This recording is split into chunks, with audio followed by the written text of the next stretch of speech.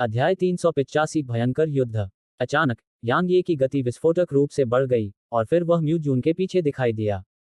उसके बाद ड्रैगनबोन चमक उठा और उसने पीछे से म्यू जून पर वार किया। यह सरल तेज था और इसमें कोई अनावश्यक हरकत नहीं थी। म्यू जून की अभिव्यक्ति उस समय बदल गई थी जब यांग ये की आकृति अचानक मौके पर ही गायब हो गई थी। ठीक इसी समय ठंड ने अचानक पीछे से उस पर हमला किया। म्यू जून इस बात से चकित था और उसने तुरंत पलटकर अपनी मुट्ठी आगे की ओर घुमाई, इससे पहले कि एक सुंदर सुनहरा ऊर्जा ड्रैगन अचानक चमक उठा। उसके बाद उसने पीछे हटने और यांग ये और खुद के बीच कुछ दूरी बनाने का इरादा किया। हालांकि यांग ये के हाथ में तलवार थोड़ी सी बगल की ओर खिसक गई थी और यह सुनहरे ड्रैगन के माथे के बीच में जा लगी। टकराना, एक हल्का धमाका हुआ और सुनहरा ड्रैगन टुकड़ों में फट गया। जब म्यू जून ने यह दृश्य देखा तो उसकी आंखों में डर की एक झलक दिखाई दी। उसकी वह युद्ध तकनीक एक निम्न श्रेणी की स्वर्ग रैंक तकनीक थी, फिर भी यांग ये की तलवार के एक साधारण प्रहार से उसे नष्ट कर दिया गया। यांग ये ने यह कैसे किया? यांग ये ने कोई समय बर्बाद नहीं किया। वह तुरंत तेजी से आगे बढ़ा, जबकि उसकी तलवार म्यू जून की छाती पर वार कर रही थी। हालांकि यांग ये ने भौहें सिकोड़ी क्योंकि उसकी तलवार किसी चीज से बाधित लग रही थी और वह एक इंच भी आगे नहीं बढ़ पा रही थी। यांग ये ने अपनी तलवार को हल्के से घुमाया और झटका दिया, जिससे म्यू जून के कपड़े तुरंत अलग हो गए और फिर यांग ये ने देखा कि उसके कपड़ों के नीचे एक सुनहरा कवच था जो सुनहरी रोशनी उत्सर्जित कर रहा था। हाहा, म्यू जून अचानक जोर से हंसा। वह एक पल के लिए हंसा, फिर उसने यांग ये को एक ऐसी नज़र से देखा जो उपहास और मजाक से भरी हुई थी। उसने कहा, यांग ये, क्या तुम अपनी तलवार के एक ही वार से सभी तकनीकों को नष्ट करने में सक्षम नहीं हो? आओ, मैं यहीं खड़ा रहूंगा ताकि तुम मुझे छुरा मार सको। आगे बढ़ो और मुझे छुरा मारो। मुझे देखने दो कि क्या तुम नश्वर सम्राट कवच को भेद पाते हो जो एक छद्म दाव कलाकृति है। चलो, शिकायत मत करो कि मैंने तुम्हें मौका नहीं दिया। यांग ये ने म्यू जून पर कोई ध्यान नहीं दिया जो आत्मसंतुष्ट होकर चिल्ला रहा था। उसने अचानक ड्रैगनबोन को एक तरफ फेंक दिया और फिर जब वह म्यू जून की गर्दन पर पहुंचा तो उसने अचानक उसे क्षैतिज रूप से काट दिया। हालांकि जब उसकी तलवार की नोक म्यू जून की गर्दन को छूने वाली थी तो म्यू जून की गर्दन पर सुनहरे ड्रैगन के तराजू का एक विस्तार फैल गया। इसके अलावा इसने सिर्फ ड्रैगनबोन को ही नहीं रोका, बल्कि इसने ड्रैगनबोन को पलटवार से गुनगुनाने पर मजबूर कर दिया। यांग ये ने भौहें सिकोड़ी। म्यू जून ने जिस नश्वर सम्राट कवच की बात की थी, उसकी रक्षात्मक शक्ति वास्तव में बहुत ही भयानक है। इसके अलावा यह उसके पूरे शरीर को बिना किसी कमजोरी के ढक लेता है। मैं इसे कैसे तोड़ सकता हूँ? म्यू जून के चेहरे पर तिरस्कार और भी गहरा गया। मर्त्य सम्राट कवच एक छद्म दाव कलाकृति है और इसमें सभी पिछले नश्वर सम्राटों की आभा शामिल है। इसके अलावा इसे दुनिया की सुरक्षा प्राप्त है। यह उल्लेख करने की आवश्यकता नहीं है कि आप केवल एक प्रखर व्यक्ति हैं जो अभी अभी आध्यात्मिक क्षेत्र में आगे बढ़े हैं। आप मुझे नुकसान नहीं पहुंचा पाएंगे, भले ही आप आध्यात्मिक क्षेत्र के शिखर पर हों। क्या ऐसा है? यांग ये ने अचानक एक अजीब सी मुस्कान दिखाई। उसने अपने पैर की नोक को जमीन पर टैप किया और बिजली की तरह आगे बढ़ा, जबकि ड्रैगनबोन ने सीधे म्यू जून के माथे के केंद्र की ओर वार किया। म्यू जून के चेहरे पर अभी भी घना तिरस्कार था क्योंकि यांग ये का वार अभी भी नश्वर सम्राट कवच द्वारा बाधित था। अचानक यांग ये के मुंह के कोनों पर एक दुष्ट मुस्कान उभरी। उसकी तलवार की नोक पर अचानक ज्वाला की एक महीन लपट दिखाई दी और फिर नश्वर सम्राट कवच द्वारा बनाई गई तराजू तुरंत नीचे गिर गई। म्यू जून का चेहरा तुरंत पीला पड़ गया। वह बस भागने ही वाला था कि यांग ये ने अचानक एक बार फिर अपनी तलवार घुमाई। अनुभव करना, उस तराजू पर एक महीन छेद हो गया और फिर यांग ये की तलवार सीधे म्यू जून के माथे के बीच में घुस गई।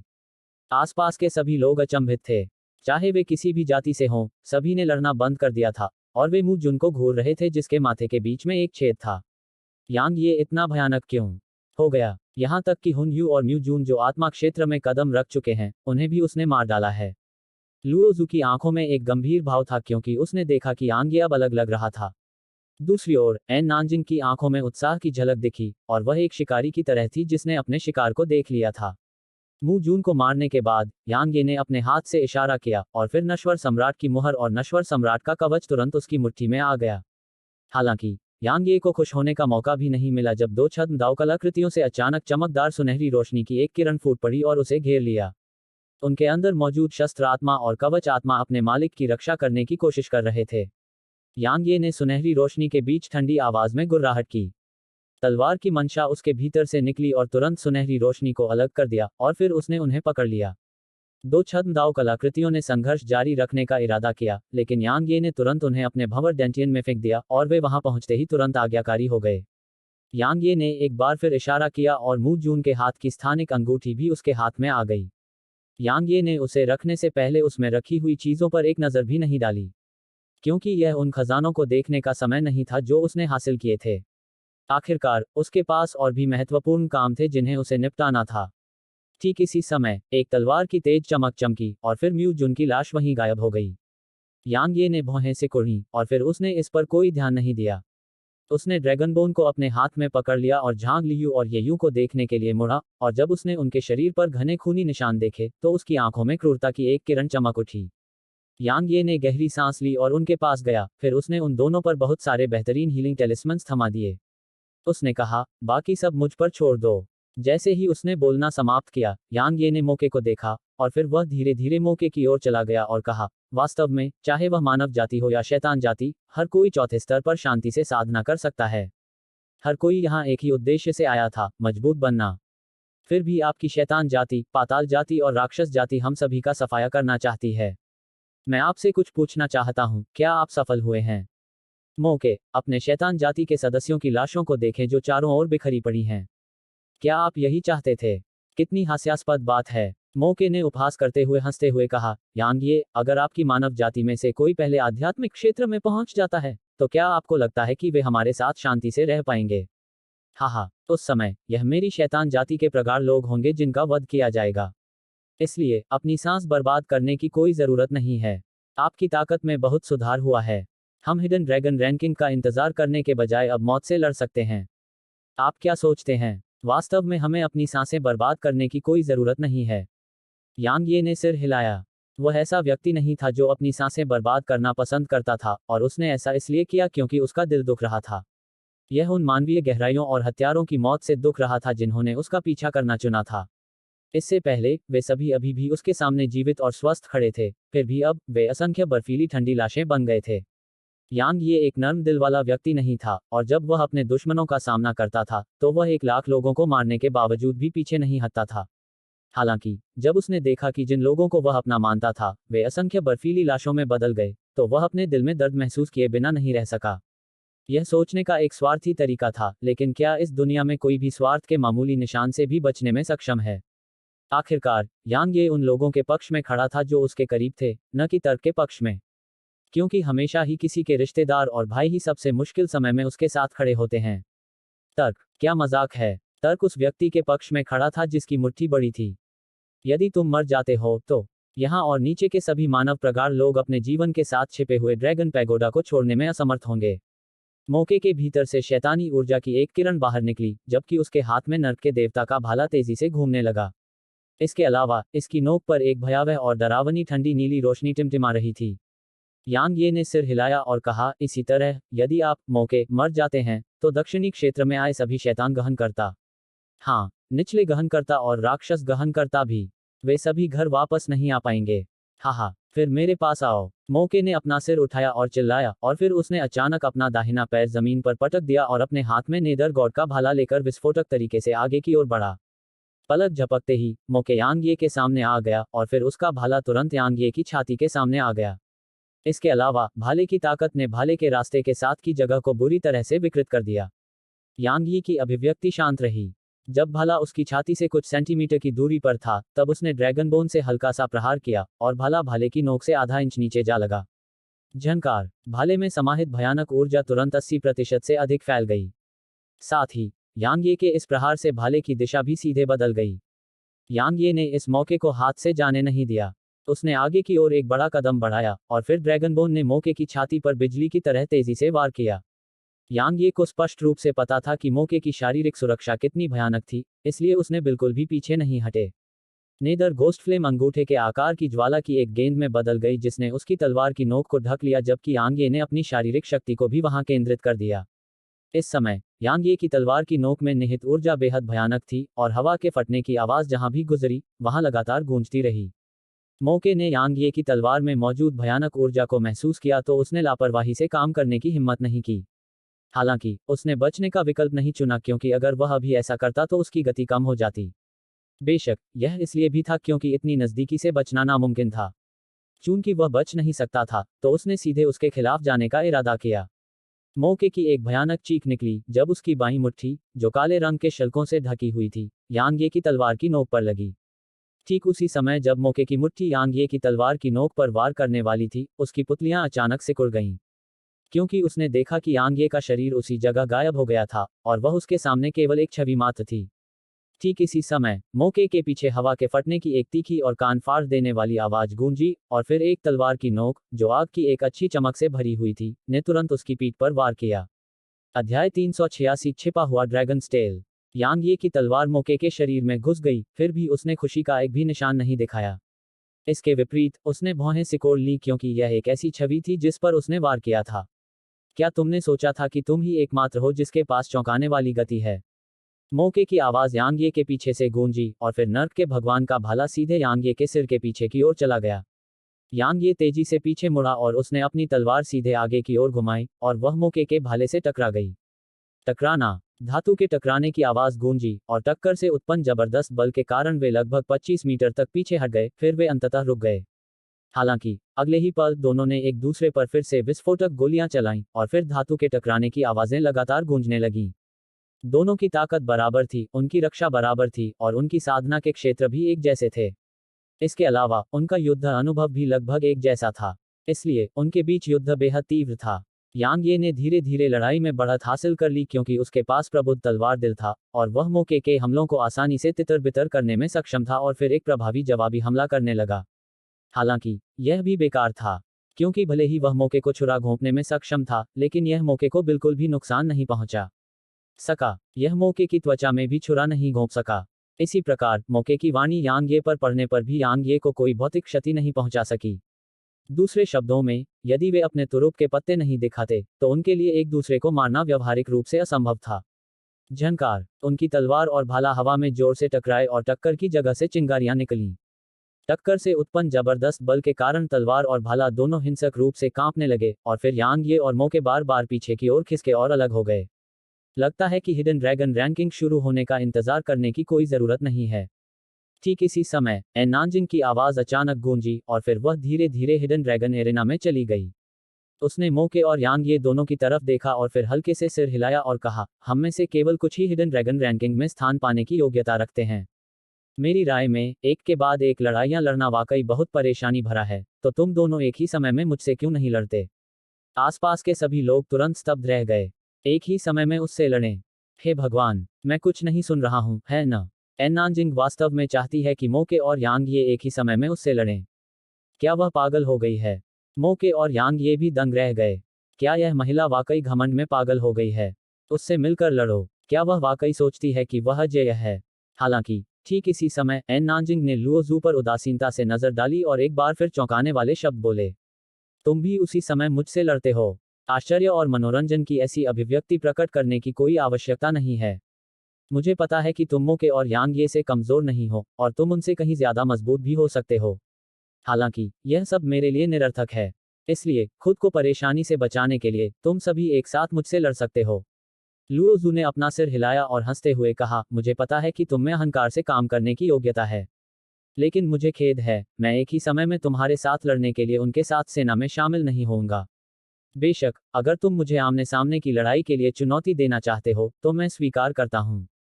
एन नानजिंग, क्या तुम सच में सोचते हो कि तुम अजेय हो? मोके ने ठंडे स्वर में कहा, तुम दोनों को एक साथ चुनौती देना?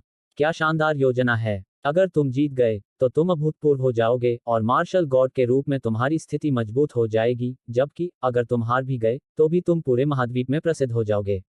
मुझे पता है कि तुम बहुत मजबूत हो, लेकिन सच कहूं तो तुम्हारे पास इतनी योग्यता नहीं है कि हम एक ही समय में तुम्हें चुनौती दे सकें। चाहे वह मोके हो या लुओ जू, उनके पास गर्व की अपनी भावना थी। इसलिए दूसरों के साथ एक ही समय में एन नानजिंग को चुनौती देना उनके लिए अपमान था। यांग ये चुप हो गया। उसने एन नानजिंग से लड़ाई की थी, इसलिए उसे उसकी भयानक ताकत का पूरा एहसास था। भले ही वह बहुत घमंडी थी, लेकिन वह एक दिमागहीन व्यक्ति नहीं थी। इसलिए चूंकि उसने वास्तव में इस तरह से शेखी बघारने की हिम्मत की, तो इसका मतलब था कि उसे अपनी क्षमता पर पूरा भरोसा था। हालांकि यांग ये भी अपने दिल में बहुत हैरान था, उसे इतना आत्मविश्वास कहां से मिला। चाहे वह मोके, लुओ जू या यांग ये हो, उन सभी ने अभी बहुत ही भयानक ताकतें प्रकट की थीं। यह कहा जा सकता है कि उनमें से 3 अतीत की हिडन ड्रैगन रैंकिंग के पहले स्थान पर मजबूती से कब्जा कर सकते थे, यदि अन्य 2 उस समय मौजूद नहीं होते। इसके अलावा यांग ये का दृढ़ विश्वास था कि मोके और लुओ जू दोनों के पास निश्चित रूप से चौंकाने वाले ट्रम्प कार्ड हैं। एन नानजिंग को भी इस बात का एहसास था। चूंकि वह जानती थी और फिर भी उसने इस तरह शेखी बघारने की हिम्मत की, तो क्या वह बहुत घमंडी थी या आत्मविश्वास से भरी हुई थी। उनकी बात सुनकर एन नानजिंग ने सिर हिलाया और फिर उसने यांग ये की ओर देखा और कहा, क्या तुम्हें कुछ कहना है? शुभकामनाएं, यांग ये ने स्पष्ट रूप से कहा। एन नानजिंग ने उन तीनों की तरफ देखा और फिर कहा, वास्तव में अगर आप सब मिलकर काम करें तो आप सभी के पास थोड़ा मौका होगा। आखिरकार आप कमजोर नहीं हैं। दुर्भाग्य से आपने प्रतिष्ठा और गर्व के लिए इस तरह के अवसर को छोड़ दिया है। जैसे ही उसने बोलना समाप्त किया, आन नानजिंग की आकृति पत्थर के स्तंभ पर उभरी और फिर उसने अपनी हथेली उस पर दबा दी। टकराना, उसमें से एक चमकदार चमक निकली और फिर सभी ने आश्चर्य से देखा कि पत्थर की सबसे निचली पंक्ति में एन नानजिंग का नाम दिखाई दिया। उसके बाद उसका नाम उछला और समय की एक सांस भी नहीं बीती थी कि उसका नाम 5वीं पंक्ति पर आ गया। इसके अलावा यह बस कुछ सांसों के लिए वहां रुका, फिर एक बार उछला और यह तीसरी पंक्ति के नीचे पहुंच गया। दूसरे शब्दों में, यह तलवार संप्रदाय के संस्थापक पूर्वज के नीचे था। कुछ ही क्षणों के बाद सभी की आश्चर्यचकित निगाहों के सामने एक बार फिर नानजिंग का नाम उछला और वह तलवार संप्रदाय के संस्थापक पूर्वज और मुझे दुनिया से कब डर लगा को पीछे छोड़ते हुए दूसरे स्थान पर पहुंच गया। आसपास के लोग यह दृश्य देखकर अचंभित रह गए। क्या नानजिंग ने वास्तव में तलवार संप्रदाय के संस्थापक पूर्वज को पीछे छोड़ दिया है? उसकी क्षमता वास्तव में पिछले 10,000 वर्षों में सबसे शक्तिशाली विशेषज्ञ से भी आगे निकल गई है। यह क्या दर्शाता था? यह दर्शाता था कि महाद्वीप पर जल्द ही एक असाधारण विशेषज्ञ उभर कर आएगा। यांग ये, मोके और लुओजू के चेहरे पर अभी गंभीर भाव थे। उसकी क्षमता वास्तव में तलवार संप्रदाय के संस्थापक पूर्वज से भी आगे निकल गई है। क्या यह थोड़ा ज्यादा भयानक नहीं है? यद्यपि वे तीनों अपनी क्षमता पर बहुत आश्वस्त थे और अत्यंत गर्वित थे, फिर भी उन्होंने यह नहीं सोचा था कि वे तलवार संप्रदाय के संस्थापक पूर्वज से आगे निकल सकते हैं। इस समय एन नानजिंग ने तथ्यों का उपयोग यह साबित करने के लिए किया था कि उसकी क्षमता तलवार संप्रदाय के संस्थापक पूर्वज से आगे निकल गई थी। हालांकि यह इसका अंत नहीं था। जब यांग ये और अन्य लोग चौंक गए, तो अचानक पत्थर के स्तंभ से चमकदार रोशनी की एक और किरण फूट पड़ी। उसके बाद एन नानजिंग का नाम प्रोफाउंडर कॉन्टिनेंट के पहले मार्शल गॉड किंग लुवानफेंग से आगे निकल गया और पत्थर के स्तंभ के शीर्ष पर प्रकट हुआ। आसपास के सभी लोग एक बार फिर स्तब्ध रह गए। उसकी क्षमता वास्तव में प्रथम मार्शल भगवान से भी आगे निकल गई। इतिहास के इतिहास में कोई भी व्यक्ति प्रथम मार्शल भगवान से आगे नहीं निकल पाया है, लेकिन एन नानजिंग ने वास्तव में यह कर दिखाया है। भले ही यह इस बात का प्रतिनिधित्व नहीं करता था कि उसकी भविष्य की उपलब्धियां निश्चित रूप से प्रथम मार्शल भगवान से आगे निकल जाएंगी, लेकिन यह साबित करता है कि एन नानजिंग की क्षमता प्रथम मार्शल भगवान से आगे निकल गई थी। यदि एन नानजिंग का जल्दी अंत नहीं होता, तो वह निश्चित रूप से एक विशेषज्ञ बन जाती जो तलवार संप्रदाय के संस्थापक पूर्वज और किंग लुवानफेंग से आगे निकल जाती। उसी समय महाद्वीप से एक और असाधारण विशेषज्ञ उभरेगा। ठीक इसी समय सफेद बालों वाला बूढ़ा व्यक्ति कियान हुआन यहां प्रकट हुआ। उसने पत्थर के स्तंभ के शीर्ष पर पहली पंक्ति को देखा, जिस पर अब एन नानजिंग का नाम लिखा हुआ था, और फिर उसकी आंखों में एक जटिल भाव चमक उठा, इससे पहले कि वे उत्साह से भर जाएं। उसकी नजर एन नानजिंग पर पड़ी और फिर उसने कहा, मैं 9वें रैंक के संप्रदाय आरोही संप्रदाय का एक बुजुर्ग हूं। मैं आपको अपने आरोही संप्रदाय में शामिल होने के लिए आमंत्रित करके आरोही संप्रदाय का प्रतिनिधित्व करता हूं। चाहे वह साधना तकनीक हो, युद्ध तकनीक हो या कबीले के खजाने हो, आप अपनी इच्छानुसार कुछ भी चुन सकते हैं। इसके अलावा आप एक उचित अनुरोध भी पूरा करने के लिए कह सकते हैं। आप क्या सोचते हैं, कियान हुआन, तुमने नियम तोड़े हैं? ठीक इसी समय एक ताओवादी जो ताओवादी वस्त्र पहने हुए था, यहां प्रकट हुआ। उसने कियान हुआन को ठंडी निगाह से देखा और फिर कहा, कियान हुआन, हिडन ड्रैगन रैंकिंग अभी खत्म नहीं हुई है, फिर भी तुमने गुप्त रूप से भर्ती करना शुरू कर दिया है। यह नियमों के अनुरूप नहीं है ना? फेंग शियू, मेरा आरोही संप्रदाय उसे ले जा रहा है। कियान हुआन की आवाज में एक दृढ़ और निर्विवाद स्वर था। कितनी हास्यास्पद बात है। ताओवादी ठंडी हंसी हंसा और बोला, उसे ले जाना। किस आधार पर? क्योंकि तुम, कियान हुआन, बूढ़ी हो गई हो। कियान हुआन की आंखों में क्रोध की एक झलक दिखाई दी और फिर उसने कुछ पलों के लिए गहराई से सोचा, फिर उसने कहा, फेंग शियू, मैं समझौता करूंगा। मेरा आरोही संप्रदाय उसे केवल उन सभी मानव प्रतिभाओं से लेगा जो छिपे हुए ड्रैगन रैंकिंग में भाग लेते हैं। बाकी सभी आपके शुद्ध नदी संप्रदाय के होंगे। तुम क्या सोचते हो? अभी मुझे मना मत करो। उस तलवार साधक यांग ये को देखो। उसने इतनी कम उम्र में तलवार की मंशा को समझ लिया है और उसके पास 7वें स्तर की वध तलवार की मंशा भी है। तलवार दाव में ऐसी प्रतिभा इस छोटी लड़की से कम नहीं है ना? इसके अलावा आसपास के ये मानव प्रगाढ़ लोग तलवार दाव में प्रतिभाशाली। फेंग शियू ने यांग ये की ओर देखा और फिर तुरंत कियान हुआन को बीच में रोककर गुस्से में कहा, कियान हुआन, क्या तुम मुझे बेवकूफ समझते हो? तलवार दाव में प्रतिभाशाली यह केवल 7वें स्तर का तलवार इरादा है और उसके पास जीवन के केवल कुछ साल ही बचे हैं। वह उस छोटी लड़की से कैसे तुलना कर सकता है? क्या मजाक है? उसके हजारों रूप भी उसके एक अंश से तुलना नहीं कर सकते। अध्याय 387 उसी समय मुझसे लड़ो। मेरे हजारों रूप भी उसके एक अंश के बराबर नहीं हो सकते। यांग ये ने यह सुनकर ठहाका लगाया। यह बूढ़ा ताओवादी वाकई बहुत स्पष्टवादी है। क्या 9वें दर्जे के संप्रदाय से होना इतना बढ़िया है? वाकई यह बढ़िया है, लेकिन तो क्या मैं यांग ये संप्रदाय के बिना भी जीवित और स्वस्थ नहीं हूं? यांग ये बूढ़े ताओवादी पर ध्यान देने के लिए परेशान नहीं था। किसी भी मामले में वह क्लियर रिवर संप्रदाय में शामिल नहीं होना चाहता था। वरिष्ठ, आप गलत हैं। इस बीच एन नानजिंग ने कहा, भले ही उसके पास केवल 7वें स्तर की तलवार की मंशा है, लेकिन उसके पास खुद का तलवार दाव है। इसलिए अगर युवा पीढ़ी के सभी तलवार साधकों में से कोई भी उसकी तुलना नहीं कर सकता है। वह सही कह रही है। कियान हुआन ने भी कहा, फैंग शियू, इस लड़के ने मो कबीले के एक प्रतिभाशाली व्यक्ति को मार डाला, जिसके पास 8वें स्तर की तलवार की मंशा थी, और उसने अगला तलवार सम्राट बनने के लिए प्राचीन म्यान की स्वीकृति भी प्राप्त की। भले ही वह उससे कमतर है, लेकिन पूरे महाद्वीप की युवा पीढ़ी में शायद ही कोई ऐसा होगा जो उसे हरा सके। इसके अलावा सबसे महत्वपूर्ण बात यह है कि वह दक्षिणी क्षेत्र से है और एक स्वतंत्र साधक भी है। फैंग शियू की पलकें झपकने लगी जब उसने यह सुना, और फिर उसकी नज़र एक बार फिर यांग ये पर पड़ी। उसने एक पल के लिए यांग ये को परखा, फिर भी अपना सिर हिलाया और कहा, संघनित तलवार की मंशा एक तीखी तलवार की तरह है जो म्यान से बाहर आने का इंतजार कर रही है, और एक भयंकर और तीखी आभा है। उसके पास अच्छी क्षमता है। दुर्भाग्य से वह स्वर्ग द्वारा शापित है और उसका जीवन काल अभी भी कुछ वर्षों से अधिक नहीं है। इसके अलावा भले ही वह तलवार सम्राट है, फिर भी वह उसकी तुलना में बहुत कमतर है। इसलिए मैं उसके बिना रह सकता हूं। वरिष्ठ, आप फिर से गलत हैं। ये शब्द कोई और नहीं बल्कि शी लुओ ने कहे थे। फैंग शियू ने उदासीनता से शी लू की ओर देखा और कहा, अंतहीन संप्रदाय के बच्चे, इस बार तुमने अंतहीन संप्रदाय के लिए अपना सम्मान खो दिया है। शैतान के गूढ़ लोगों ने तुम्हें वास्तव में इतनी शर्मनाक स्थिति में पहुंचा दिया है। अगर तुम्हारे गुरु को इस बारे में पता चला तो शायद वे मरकर मर जाएंगे। शी लू ने अपना सिर हिलाया और कहा, वरिष्ठ फैंग, आपने कहा कि यांग ये एन नानजिंग से कमतर है, और मैं इसे स्वीकार करता हूं। आखिरकार उसकी प्रतिभा वास्तव में बहुत राक्षसी है। हालांकि आपको यांग ये को कम नहीं आंकना चाहिए क्योंकि वह वास्तव में बहुत शक्तिशाली है।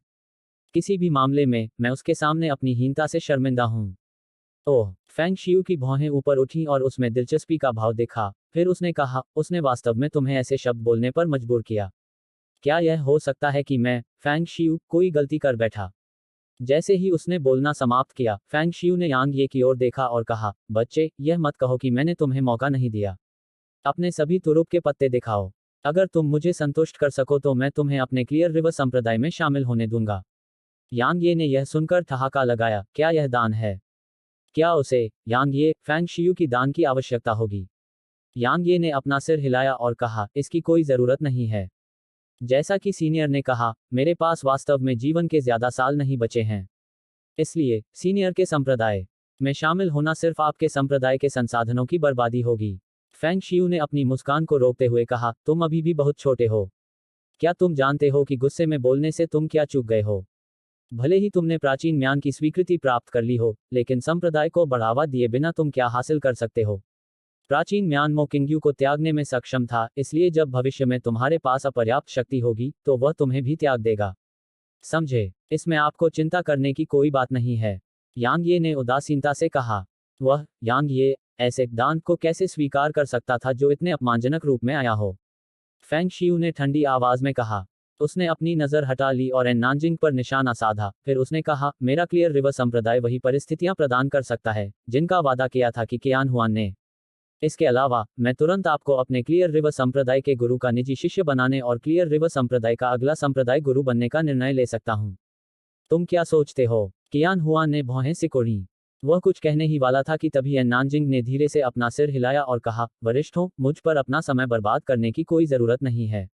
मेरे पास एक गुरु और एक संप्रदाय है।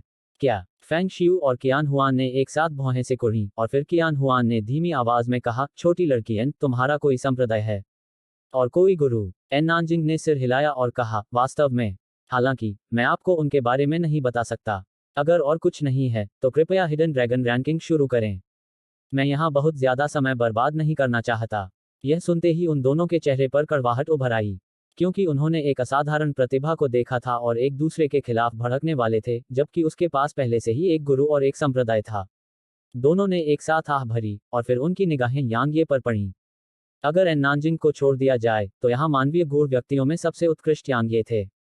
दुर्भाग्य से, उनके पास जीने के लिए केवल कुछ साल ही बचे थे। बेशक, अगर यांग ये में प्राकृतिक प्रतिभा होती जो एन नानजिंग के बराबर होती, तो वे यांग ये के जीवन काल को फिर से भरने का कोई रास्ता खोज लेते, भले ही उन्हें अपने पूरे संप्रदाय के संसाधनों का उपयोग करना पड़े। दुर्भाग्य से, यांग ये ने ऐसा नहीं किया। हालांकि यांग ये का अब भी कुछ महत्व था। क्यों? क्योंकि यांग ये के पास जो ताकत थी, उसके साथ यह व्यावहारिक रूप से अपरिहार्य था कि यांग ये रैंकिंग में स्थान प्राप्त करेगा। जब तक यांग ये शीर्ष 10 में था, तब तक वह कर्म भाग्य प्राप्त करने में सक्षम होगा। दूसरे शब्दों में, यदि यांग ये उनके संप्रदायों में शामिल हो जाता, तो उनके संप्रदाय यांग ये द्वारा प्राप्त कर्म भाग्य से लाभ उठा पाते। जब उसने यह सोचा, तो कियान हुआन सबसे पहले बोलने वाला था। उसने कहा, बच्चे, अगर तुम मेरे संप्रदाय में शामिल होने के लिए तैयार हो तो मैं तुम्हारी उम्र बढ़ाने की कोशिश करूंगा।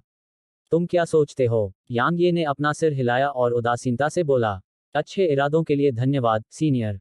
हालांकि मुझे आज़ाद रहने की आदत है, और मैं बंधे रहने का आदी नहीं हूं। इसलिए मैं आपकी दयालुता की सराहना करता हूं, सीनियर। इस बीच फैंग शियू ने ठंडे स्वर में कहा, तलवार दाव में आपकी प्राकृतिक प्रतिभा और प्रतिभा वास्तव में बहुत अच्छी है, लेकिन अगर आपके पास एक संप्रदाय का पालन पोषण और बड़ी मात्रा में साधना संसाधन नहीं है, तो तलवार दाव में आपकी प्राकृतिक प्रतिभा चाहे कितनी भी असाधारण क्यों न हो, यह सब व्यर्थ होगा। मैं कियान हुआन जैसा पाखंडी नहीं बनूंगा। मैं आपको अपने संप्रदाय में शामिल होने के लिए नहीं कहूंगा, और मैं बस इतना चाहता हूं कि आप अपने द्वारा प्राप्त किए गए कर्म भाग्य का 80% मेरे क्लियर रिवर संप्रदाय को दें। मैं ऐसा क्यों करूंगा? यांग ये अपने अत्यधिक क्रोध से हंसने लगा। फैंग शियू की आंखें थोड़ी सिकुड़ गईं, जबकि उसकी आंखों में ठंडी रोशनी की एक किरण चमक उठी। उसने कहा, मैं स्वाभाविक रूप से तुम्हारा कर्म भाग्य व्यर्थ नहीं जाने दूंगा। तुम मेरे संप्रदाय को कर्म भाग्य प्रदान करोगे, और मेरा संप्रदाय तुम्हें कुछ निश्चित मात्रा में साधना संसाधन प्रदान करेगा। इसके अलावा, मैं तुम्हें कुछ साधना तकनीकें और युद्ध तकनीकें भी दे सकता हूं। चिंता मत करो, वे कम से कम पृथ्वी रैंक पर तो होंगे। इसे भूल जाओ, यांग ये ने निर्णायक रूप से मना कर दिया। मैं खुद ही साधना संसाधन प्राप्त कर सकता हूं, इसलिए सीनियर को इसके बारे में चिंता करने की जरूरत नहीं है। इसके अलावा, चूंकि सीनियर स्पष्टवादी थे, तो मैं भी स्पष्टवादी रहूंगा। मैं किसी संप्रदाय में शामिल नहीं होना चाहता, इसलिए अब अपना प्रयास बर्बाद मत करो। अगर तुम्हें कर्म भाग्य चाहिए तो कृपया किसी और की तलाश करो। फैंग शियू का चेहरा उतर गया, क्योंकि आत्मा क्षेत्र के एक छोटे से विद्वान ने वास्तव में उससे इस तरह बात करने की हिम्मत की थी। कितना स्पष्ट अनादर! वह यांग ये को सबक सिखाना चाहता था। हालांकि जब उसे प्राचीन युद्ध के नियमों की याद आई, तो उसके पास इस विचार को त्यागने के अलावा कोई विकल्प नहीं था।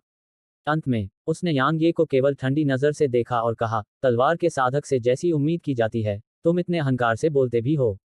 मुझे उम्मीद है कि तुम्हारा जीवन तुम्हारे अहंकार जितना ही महान होगा।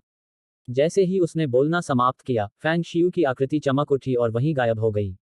कियान हुआन ने कहा, बच्चे, भले ही उसकी गति अच्छी नहीं थी, लेकिन तुम्हें उससे बात नहीं करनी चाहिए थी। किसी विशेषज्ञ को नाराज करना वाकई नासमझी है।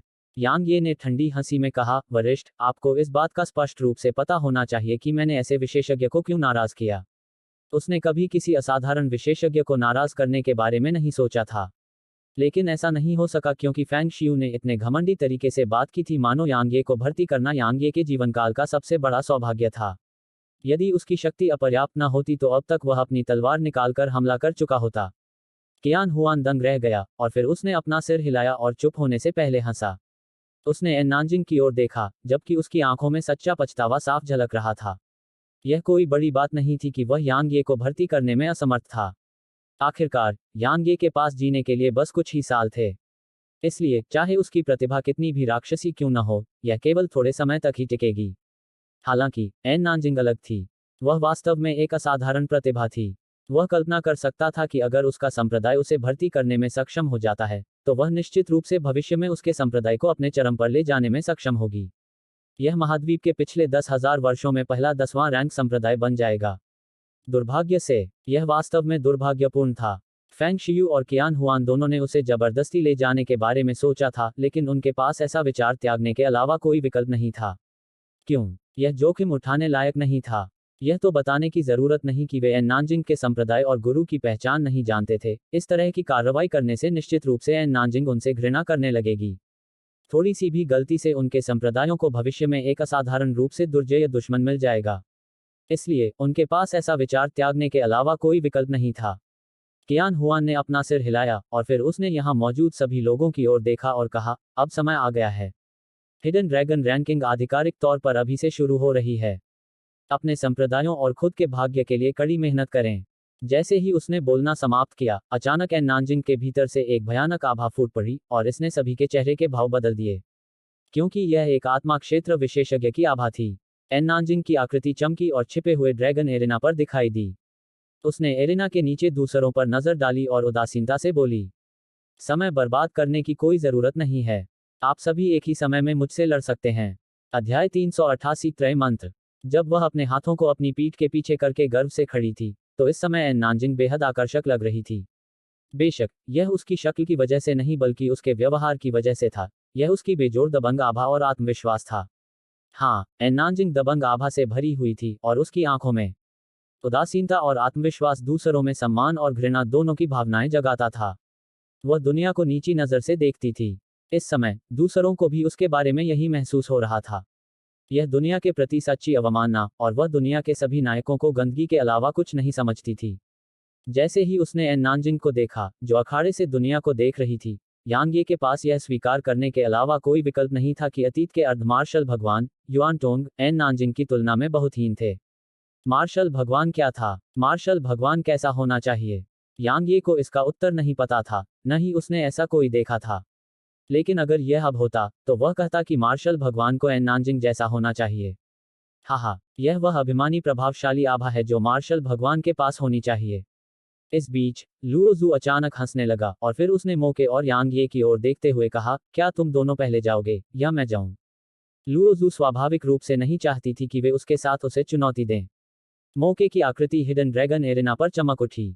उसके भीतर से शैतानी ऊर्जा बाहर निकली और फिर काले रंग की एक परत ने तुरंत उसके पूरे शरीर को ढक लिया। उसने कहा, मार्शल भगवान साधना के उसी क्षेत्र में अजेय है और बेमिसाल जीवन जीता है। जब से मोके ने साधना शुरू की है, मैं भी उसी क्षेत्र के किसी व्यक्ति से कभी नहीं हारा। एन नानजिंग, तुम शिखर पर हो और हार चाहते हो। मैं मोके वही हूँ। मुझे उम्मीद है कि तुम मुझे निराश नहीं करोगे। तुम पर्याप्त नहीं हो। एन नानजिंग ने अपना सिर हल्के से हिलाया। क्या ऐसा है? जैसे ही उसने बोलना समाप्त किया, मोके मौके पर ही गायब हो गया और वह तुरंत एन नानजिंग के सामने आ गया। उसकी मुट्ठी जो तीखे तराजू से ढकी हुई थी, हवा में धमाकों की एक श्रृंखला उत्पन्न करती हुई एन नानजिंग के सिर पर जोरदार तरीके से जा लगी। हालांकि जब उसकी मुट्ठी एन नानजिंग के सिर से बस कुछ सेंटीमीटर दूर थी, एन नानजिंग की मुट्ठी अचानक मोके की छाती के सामने आ गई और सीधे उसके खिलाफ जा लगी।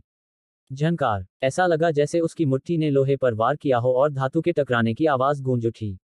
एन नानजिंग की खूबसूरत भौहें थोड़ी सिकुड़ गईं। अगले ही पल उसने अपनी मुट्ठी को थोड़ा घुमाया। छेद। जैसे ही उसने यह बात कही, उसकी मछली अचानक नीचे गिर गई। टकराना। मोके उड़कर दूर जा गिरा। जब मोके अखाड़े से उड़ने ही वाला था, तो अचानक अखाड़े के किनारों पर प्रकाश की एक पतली सी दीवार दिखाई दी, और जब मोके प्रकाश की दीवार से टकराया, तो एक बहुत बड़ा धमाका हुआ। मोके तुरंत ही फिर से उड़कर दूर जा गिरा। हालांकि ठीक इसी समय एन नानजिंग अचानक मोके के सामने प्रकट हुई, जो अभी भी हवा में था, और फिर उसने अचानक अपनी मुट्ठी उसके पेट पर मार दी। टकराना। मोके का आकार आगे की ओर मुड़ गया जबकि वह फिर से पीछे की ओर उड़ गया। अखाड़े के नीचे मौजूद अनगिनत दर्शक अचंभित थे, खासतौर पर शैतानी गहराई वाले लोग। वे मोके की रक्षात्मक और शारीरिक ताकत के बारे में बहुत स्पष्ट रूप से जानते थे, और यह कहना अतिशयोक्ति नहीं होगी कि एक आत्मा क्षेत्र विशेषज्ञ के लिए भी उसकी सुरक्षा को भेदना लगभग असंभव होगा। फिर भी अब उनके बड़े भाई को एक मानव गहराई वाले व्यक्ति द्वारा पूरी तरह से ताकत से दबा दिया जा रहा था। केवल यांग ये को इतना आश्चर्य नहीं हुआ। आखिरकार उसने इससे पहले भी एन नानजिंग से लड़ाई की थी, और वह स्पष्ट रूप से जानता था कि वह कितनी भयानक थी। मोके की रक्षात्मक क्षमता उसके बराबर थी, फिर भी क्या उस समय एन नानजिंग ने भी उसकी सुरक्षा को पार नहीं किया था? नहीं, उसने उनकी सुरक्षा को पार नहीं किया था, बल्कि ऐसा लग रहा था कि उनकी सुरक्षा उसके लिए कोई प्रभाव नहीं डाल रही थी।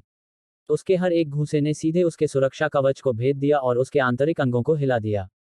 यांग ये ने मोके को देखते हुए अपना सिर हिलाया, क्योंकि मोके अंत में थोड़ा लापरवाह हो गया था। मोके ने शुरुआत में ही अपनी असली ताकत नहीं दिखाई थी, अन्यथा उसे एन नानजिंग से लगातार 2 घूंसे नहीं खाने पड़ते। दूसरी किक से उसे उड़ा देने के बाद एन नानजिंग ने दूसरा हमला नहीं किया। वह स्पोक पर खड़ी रही और मोके को जमीन पर गिरते हुए देखती रही और उदासीनता से बोली, वो 2 घूंसे मुझे कम आंकने की कीमत थे। मैंने तुम्हें इसलिए नहीं मारा क्योंकि तुमने अपनी असली ताकत नहीं दिखाई, इसलिए तुम्हें ऐसे ही मार देना बहुत दुखद होगा।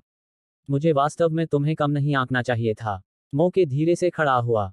उसके पेट पर मुट्ठी का छोटा और नाजुक निशान आश्चर्यजनक रूप से देखा जा सकता था, और उसके मुंह के कोने पर ताज़ा खून की एक और भी अधिक आकर्षक धार थी। मोके ने अपने मुंह के कोने पर लगे खून को चाटा और फिर उसने एक क्रूर भाव प्रकट करते हुए कहा, अच्छा, बहुत अच्छा। मुझे वास्तव में बहुत लंबे समय से घायल होने की भावना का अनुभव नहीं हुआ है। मार्शल गॉड से जैसी उम्मीद थी, तुम वास्तव में मेरी शारीरिक सुरक्षा की अवहेलना करने में सक्षम हो, और तुमने ताकत और गति के सच्चे रहस्यों को भी समझ लिया है। तुम में वास्तव में असाधारण प्राकृतिक प्रतिभा है। जैसे ही उसने बोलना समाप्त किया, मोके की पीठ से एक जोड़ी गहरे काले पंख चमक उठे। वे गहरे काले और रहस्यमयी तराजू से बने थे, और वे काली ऊर्जा से ढके हुए थे और बेहद विचित्र लग रहे थे। पंखों के किनारे और भी अधिक तीखे ब्लेड जैसे लग रहे थे, और वे एक भयावह ठंडी चमक के साथ टिमटिमा रहे थे। शैतान भगवान के पंख। जब उसने इन पंखों को देखा, तो एन नानजिंग की निगाहें अब उतनी शांत और स्थिर नहीं थीं, और समय में उतार चढ़ाव का एक निशान था। शैतान भगवान के पंख। शैतान भगवान के पास इतने सालों पहले मौजूद सबसे भयानक शैतान कलाकृति थी, और इसे 33,000 ड्रैगन स्केल और शैतान क्षेत्र के संत शैतान जानवर, डार्क डेविल ड्रैगन के रक्तसार से तैयार किया गया था। शैतान क्षेत्र का एक संत शैतान जानवर दानव क्षेत्र के संत रैंक दानव जानवर के बराबर था। अपने उपयोगकर्ता की गति को बहुत अधिक बढ़ाने में सक्षम होने के अलावा, डेविल गॉड के पंख एक रक्षात्मक खजाना थे, क्योंकि यह जरूरत पड़ने पर अपने मालिक को घेर सकता था, और इसका होनेस ऐसा था कि एक दाव आर्टिफैक्ट भी इसे हरा नहीं सकता था। इसके अलावा, इसे एक आक्रामक खजाने के रूप में उपयोग किया जा सकता था, क्योंकि 33,000 ड्रैगन स्केल इतने तीखे थे कि वे आसानी से उच्च श्रेणी के स्वर्ग रैंक कवच को चीर सकते थे। बेशक, सबसे महत्वपूर्ण बात यह है कि शैतान भगवान के पंखों में डार्क डेविल ड्रैगन की आत्मा थी, जिसे शैतान भगवान ने इसके भीतर सील कर दिया था। संक्षेप में कहें तो डेविल गॉड्स विंग्स एक ऑलराउंडर था। इसमें गति, आक्रमण और रक्षा की क्षमता थी। बेशक, शैतान भगवान के पंखों की ताकत पूरी तरह से इसके उपयोगकर्ता की ताकत पर निर्भर करती थी। अगर शैतान भगवान इसका इस्तेमाल करते, तो यह एक पल में 500 किलोमीटर की दूरी तय कर सकता था, लेकिन मोके की ताकत के साथ, एक पल में सिर्फ 50 किलोमीटर की दूरी तय करना एक बहुत अच्छी उपलब्धि थी। लेकिन फिर भी, यह अभी भी बेहद दुर्जय था। आखिरकार, एक साल दायरे का विशेषज्ञ भी एक पल में 50 किलोमीटर की दूरी तय नहीं कर सकता था। जब उन्होंने शैतान भगवान के पंखों को देखा, तो यांग ये और लुओ जू दोनों ने गंभीर भाव प्रकट किए, क्योंकि शैतान भगवान के पंखों में निहित भयानक आभा से उनके दिल भी थोड़ा सा धड़क उठे। क्या आप इसी पर भरोसा करना चाहते हैं? एन नानजिंग ने उदासीनता से कहा। आन नानजिंग, अपना स्काई स्प्लिट निकालो, अन्यथा तुम्हारे पास दूसरा मौका नहीं होगा। मोके ने आन नानजिंग को देखा, जबकि वह अद्वितीय दबंग लहजे में बोल रहा था। एन नानजिंग ने धीरे से अपना सिर हिलाया और कहा, इसकी कोई जरूरत नहीं है, और मैं आप पर इसका इस्तेमाल करने से घृणा करती हूँ। मोके ने जब यह सुना तो उसकी आंखों में एक क्रूर अभिव्यक्ति उभरी, तो मर जाओ। उसने अभी अंतिम शब्द बोलना भी पूरा नहीं किया था कि उसकी आकृति एन नानजिंग के सामने आ गई, और फिर उसकी आकृति घूम गई, तथा उसकी पीठ पर लगे पंख तेज ब्लेडों की तरह क्षैतिज रूप से उस पर वार करने लगे। नानजिंग की अभिव्यक्ति शांत थी, और उसने अपनी मुट्ठी आगे की ओर पटक दी। टकराना। मोके कुछ कदम पीछे हट गया, जबकि एन नानजिंग बिना हिले डुले वहीं खड़ी रही। हालांकि, उसकी भौहें थोड़ी सिकुड़ गई थीं, इससे पहले कि उसकी दाहिनी मुट्ठी पर खून का निशान दिखाई देता। तुम सच में मौत की तलाश में हो? एन नानजिंग ने मोके को देखने के लिए अपना सिर उठाया। अगले ही पल, उसकी आकृति अचानक मौके पर गायब हो गई, और वह मोके के सामने आते ही अपने पीछे भौतिक प्रतिरूपों की एक श्रृंखला छोड़ गई। उसने अपनी दाहिनी मुट्ठी को कसकर बंद कर लिया, और फिर हवा में विस्फोट हुआ, क्योंकि यह सीधे मोके के सिर पर लगी। यांग ये और लुओ जू के हाव भाव इस दृश्य को देखकर एक साथ बदल गए, क्योंकि उसकी मुट्ठी ने वास्तव में उसके रास्ते में जगह को बुरी तरह से विकृत कर दिया था। मोके की पुतलियां भी सिकुड़ गईं, और वह जरा सी भी लापरवाही करने की हिम्मत नहीं कर सका। उसके पंख तुरंत उसे घेरने के लिए आगे बढ़े। उसी समय, कई शल्कों ने हिंसक रूप से एन नानजिंग के गले और पेट की ओर वार किया। हालांकि, वे शल्क उसके संपर्क में भी नहीं आए थे कि वे उसकी मुट्ठी में मौजूद बल से पीछे की ओर उड़ गए। पियज। एन नानजिंग हल्के से चिल्लाई, और फिर उसकी मुट्ठी मोके के पंखों पर जा लगी। टकराना। मोके को फिर से उड़ा दिया गया। लुओ जू की पुतलियां सिकुड़ गईं जब उसने कहा, त्रिकोण मंत्र। अब उसे अंततः समझ में आया कि एन नानजिंग की गति और शक्ति इतनी भयानक क्यों थी। त्रिक मंत्र एक प्रकार की आत्मा कला थी। आत्मा कला युद्ध तकनीकों के समान थी, लेकिन उनका सार अलग था। क्योंकि युद्ध तकनीकें गहन ऊर्जा द्वारा सक्रिय होती थीं, जबकि आत्मा कलाएं आत्मा, ऊर्जा, सार और इच्छा द्वारा सक्रिय होती थीं। यह कहा जा सकता है कि आत्मा कलाएं साधना के एक अलग तरीके से संबंधित थीं, लेकिन इसे साधना भी बहुत कठिन थी, क्योंकि इसकी आवश्यकताएं बहुत कठोर थीं। इस तथ्य के साथ कि आत्मा कलाएं अत्यंत दुर्लभ थीं, इसलिए पूरे महाद्वीप में बहुत कम लोग उनका उपयोग करने में सक्षम थे। त्रिक मंत्र 10वें मार्शल गॉड द्वारा निर्मित एक स्पिरिट आर्ट था, और यह क्रमशः एक्सेलरेट, वार्ड और पियर्स था। एक्सेलरेट ने किसी की गति को बेहतर बनाने के लिए आत्मा, ऊर्जा, सार और इच्छाशक्ति के उपयोग का प्रतिनिधित्व किया, जबकि वार्ड ने हमलों को रोकने की क्षमता का प्रतिनिधित्व किया। पियर्स के लिए, यह हमला करते समय सभी बचावों की अवहेलना करने की क्षमता का प्रतिनिधित्व करता है। अब लुओजू को आखिरकार समझ में आ गया कि मौके की सुरक्षा उसके द्वारा पूरी तरह से क्यों दबा दी गई थी। ऐसा इसलिए था क्योंकि एन नानजिंग ने त्रिदेव मंत्र के सच्चे रहस्यों को समझ लिया था। एन नानजिंग को मार्शल गॉड की विरासत केवल कुछ समय के लिए ही मिली थी। इसलिए तार्किक रूप से कहें तो उसके लिए त्रिक मंत्र को समझना असंभव था। हालांकि संयोग से उसने इसे समझ लिया था, और यह इतने कुशल स्तर तक था। वह ऐसा क्यों कर पाए? ऐसा इसलिए था क्योंकि एन नानजिंग ने पहले से ही शक्ति इरादे और गति इरादे को समझ लिया था। यह कहा जा सकता है कि त्रिदेव मंत्र उस समय की तुलना में अनगिनत गुना अधिक शक्तिशाली था, जब वह 10वें मार्शल भगवान के हाथों में था, क्योंकि 10वें मार्शल भगवान ने शक्ति और गति के वास्तविक रहस्यों को नहीं समझा था। लुओजू की अभिव्यक्ति अत्यंत गंभीर हो गई थी। वह वास्तव में बहुत दुर्जेय है। यांग ये को इन सब बातों की जानकारी नहीं थी। वह सिर्फ इतना जानता था कि एन नानजिंग का मार्शल दाव उसके स्वॉर्ड दाव से बहुत मिलता जुलता था, यह भी सादगी का ही एक रूप था। एन नानजिंग के हमलों और बचाव में कोई अनावश्यक हरकत या कौशल नहीं था, और वे पूरी तरह से ताकत और गति को चरम सीमा तक प्रदर्शित करते थे। यह काफी सरल लग रहा था, लेकिन वास्तव में इसे पूरा करना असाधारण रूप से कठिन था। मेरे पास प्रबुद्ध तलवार हृदय है जो तलवार के एक ही वार से सभी तकनीकों को नष्ट करने में सक्षम है। यह मुझे सभी चीजों के सार और दोषों को देखने की अनुमति देता है। हालांकि एन नानजिंग किसी भी चाल का उपयोग नहीं कर रही है, इसलिए मैं उन्हें कैसे नष्ट कर सकता हूं? मैं उसे कैसे हरा सकता हूं? यांग ये की भौहें अनजाने में एक साथ जुड़ गईं जब उसने यहां तक सोचा। लेकिन पलक झपकते ही वह हल्के से हंसा। हाहा, मैं अब यह सब क्यों सोच रहा हूं? जब मैं बाद में उससे लड़ूंगा तो मुझे स्वाभाविक रूप से पता चल जाएगा कि इससे कैसे निपटना है। अपनी सोच को सीधा करने के बाद यांग ये ने फिर से अखाड़े की ओर अपनी नजर घुमाई। अध्याय 389 अंतहीन लड़ाई। एन नानजिंग अपने हाथों को पीछे की ओर करके गर्व से मैदान में खड़ी थी, और उसकी निगाहें शांत और उदासीन थीं। मुंह के शैतान भगवान के पंखों से कसकर घिरा हुआ था, और वह एक लोहे की गेंद की तरह था जो उसके सामने रहता था। इसके अलावा इस वजह से उसकी स्थिति का निर्धारण करना असंभव था। एन नानजिंग घमंडी थी, लेकिन आत्मविश्वास से भरी हुई थी। उसने मौके को हर बार सांस लेने का मौका दिया था, इसलिए नहीं कि वह अपनी ताकत दिखाना चाहती थी। वह बस उम्मीद करती थी कि वह उसे एक सुखद आश्चर्य दे सके।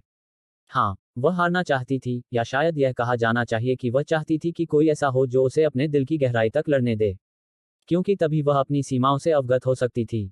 हालांकि उसके साथियों में ऐसा कोई नहीं था जो उसे युद्ध में गंभीरता से लड़ने के लिए प्रेरित कर सके।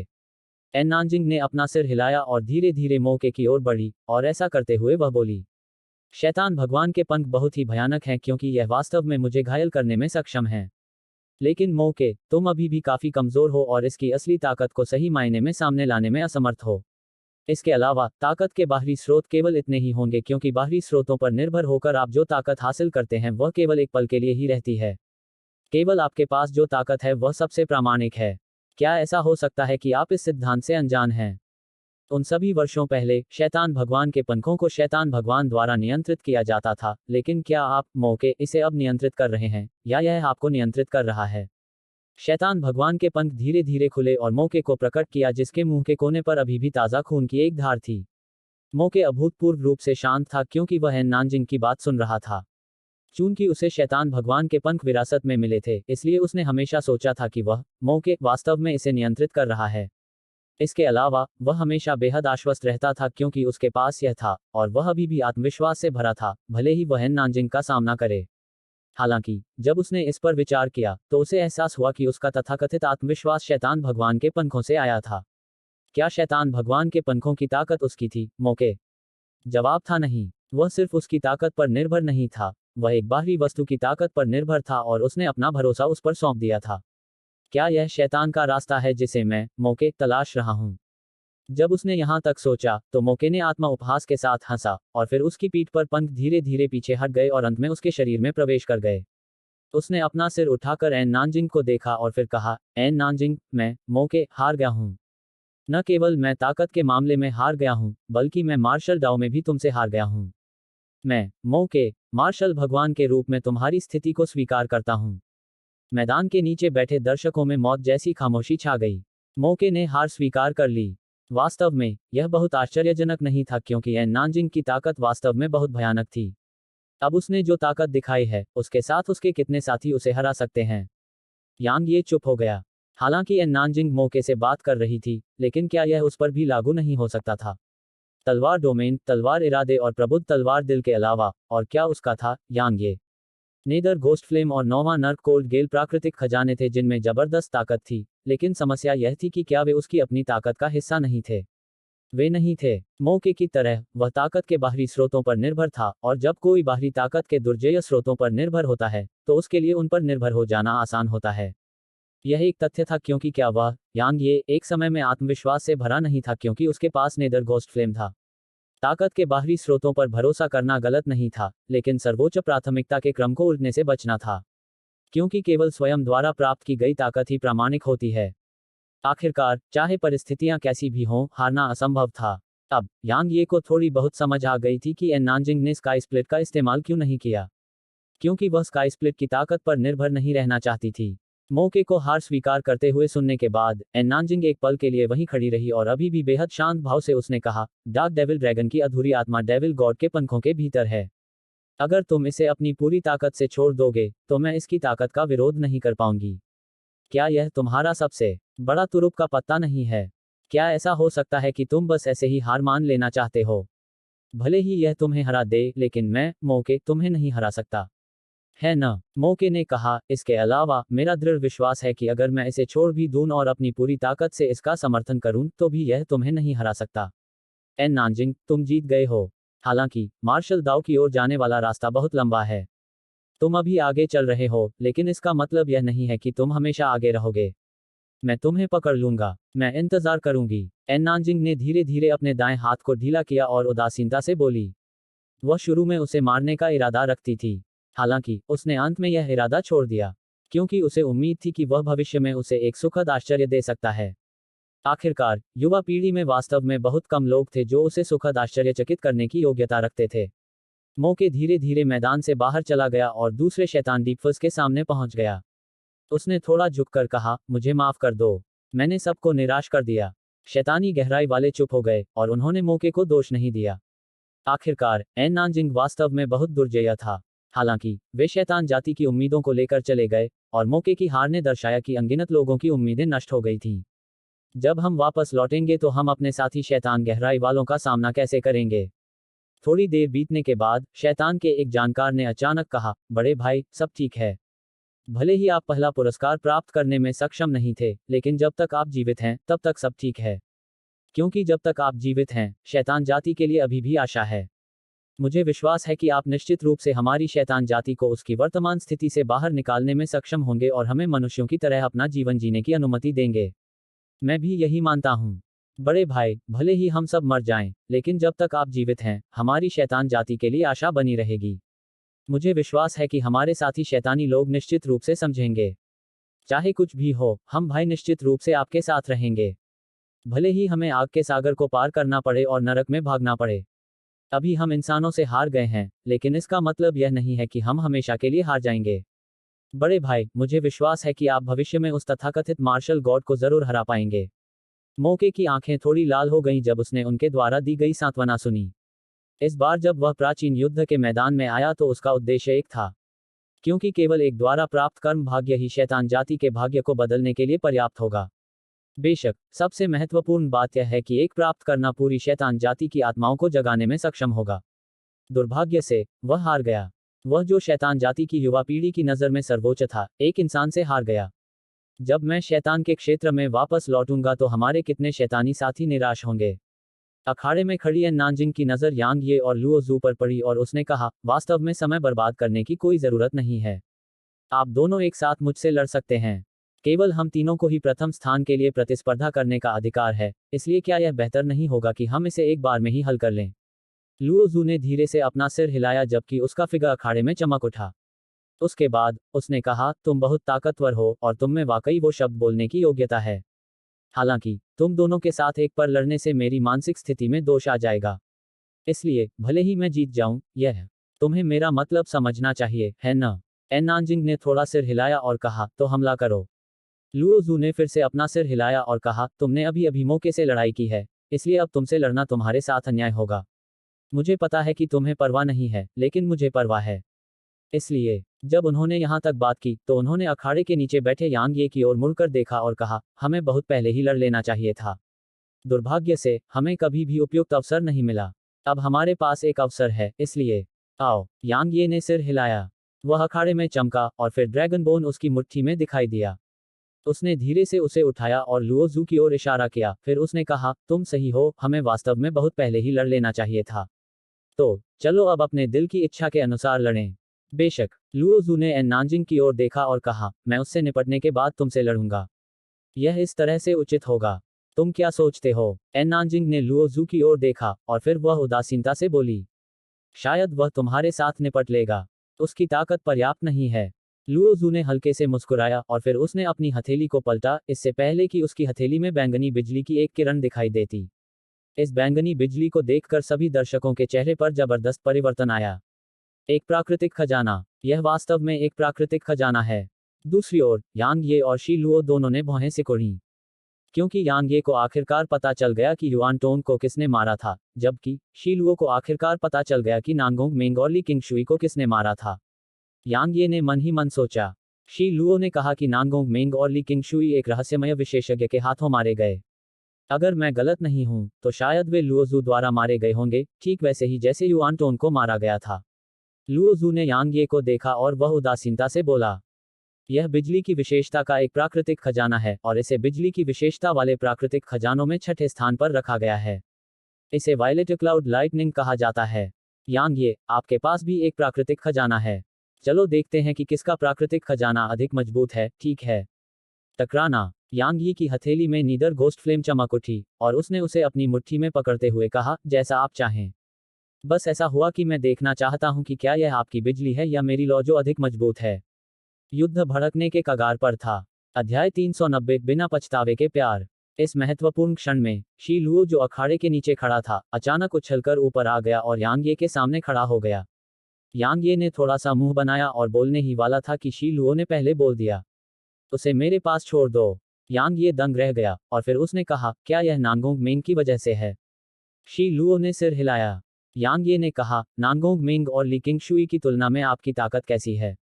शी लुओ ने कहा, हम एक दूसरे के बराबर हैं। वह अभी आत्मिक लोक में है, लेकिन आप क्या कर रहे हैं? राजा क्षेत्र। तो फिर तुम अभी भी अपनी जान देने का इरादा रखते हो? यांग ये ने उसकी आंखों में देखा, जबकि यांग ये की आंखों में गुस्से की एक झलक दिखाई दी। भले ही उसका शीलू के साथ कोई करीबी रिश्ता नहीं था, लेकिन इस दौरान एक दूसरे के साथ रहने के बाद उनके बीच एक हद तक दोस्ती थी। हालांकि उन्होंने इसके बारे में स्पष्ट रूप से बात नहीं की, लेकिन उसे विश्वास था कि शीलू ने उसे भी अपना दोस्त मान लिया है। मुझे पता है। शी लू ने सिर हिलाया। तब शी लुओ ने मुस्कुराते हुए यांग ये को टोका, क्या तुम जानते हो, मेंग हमेशा कहती है कि मैं लापरवाह हूँ, अपनी साधना पर ध्यान देने के बजाय इधर उधर भटकती रहती हूँ, अपरिपक्व हूँ। ली किंगशुई जितनी शांत और परिपक्व नहीं हूँ, ली किंगशुई जितनी मेहनती नहीं हूँ। नहीं। जब उसने यहाँ तक बात की तो शी लुओ ने अपना सिर हिलाया और मुस्कुराया, फिर भी उसकी मुस्कान थोड़ी कड़वी थी। उसने कहा, लेकिन वह नहीं जानती थी कि मैं उससे सच में प्यार करता था। मैंने अपनी साधना पर कड़ी मेहनत इसलिए की थी कि मैं उसके नक्शे कदम पर चल सकूं और उसके साथ रहने के लिए योग्यता प्राप्त कर सकूं। वह नहीं जानती थी कि मैं अपनी साधना पर ध्यान केंद्रित नहीं कर पाया क्योंकि मैं उसके साथ समय बिताना चाहता था। वह नहीं जानती थी कि मैं इस तरह बेपरवाही से इसलिए पेश आया ताकि मैं उसे खुश कर सकूं। लेकिन फिर भी उसने अंत में ली किंगशुई को चुना। तो क्या तुम अब भी उसके लिए मरने का इरादा रखते हो? यांग ये ने पूछा। शी लू ने सिर हिलाया और कहा, मैं बस यह साबित करना चाहता हूं कि मैं, शी लू, उसके लिए मर सकता हूं। भले ही उसके लिए इस बात से अवगत होना असंभव हो। यांग ये चुप हो गया। वह यह नहीं कह सकता था कि शी लुओ बेवकूफ है और न ही उसे ऐसा करने का अधिकार है। इसके अलावा वह शी लुओ के अनुरोध को अस्वीकार करने का कोई कारण नहीं खोज पाया, क्योंकि प्यार वास्तव में ऐसी चीज है जो जीवन और मृत्यु तक बनी रहती है। चिंता मत करो, मैं, शी लू, इतना कमजोर नहीं हूं। इस बीच शी लू अचानक मुस्कुराया और कहा, भले ही वह बहुत मजबूत है, फिर भी मेरे पास कुछ तुरुप के पत्ते हैं। जब उन्होंने यह बात कही तो कुछ देर के लिए वे चुप हो गए, फिर उन्होंने कहा, अगर मैं मर जाऊं तो मेरी कुछ मदद करना। जारी रखें। शी लू ने गहरी सांस ली और कहा, मुझे वहीं दफना दो जहां वह मरी थी। पहले उसने कहा था कि मैं परेशान करने वाला हूं। तो ऐसा ही हो, मैं उसे हमेशा परेशान करता रहूंगा। वैसे भी अब वह मना नहीं कर सकती। हा हा हा हा। जैसे ही उसने बोलना समाप्त किया, शी लुओ ने लुओजू को देखने के लिए मुड़कर देखा, और फिर उसकी हथेली के एक झटके से विशाल कुल्हाड़ी उसके हाथ में आ गई।